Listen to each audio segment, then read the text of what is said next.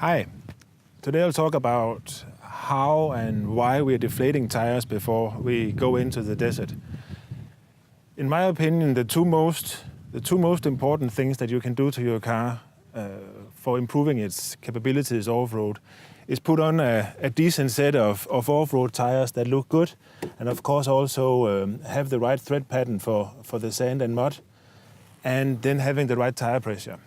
And tire pressure, why is that important? It's important to take air out of the tires to improve the area where the wheel is. And I'll show you how and why it works.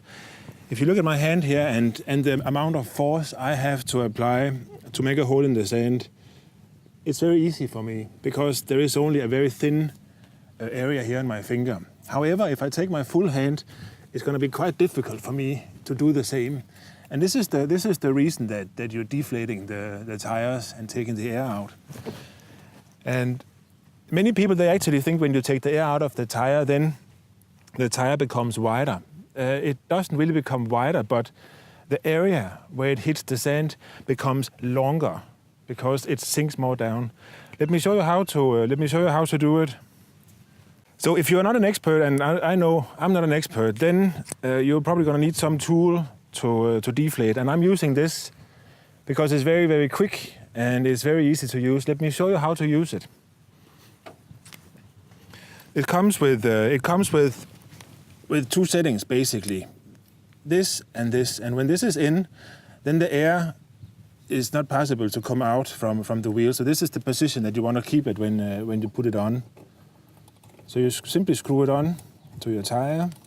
And when it's firmly on, here, you press this in until you can feel the valve inside, and then you untighten the valve, you can hear it, and you can see the pressure of the tire. So when I release this one, the air is coming out. If I at some point want to stop and check, all I have to do is push this one in, and I'll get a reading of the current pressure of the wheel.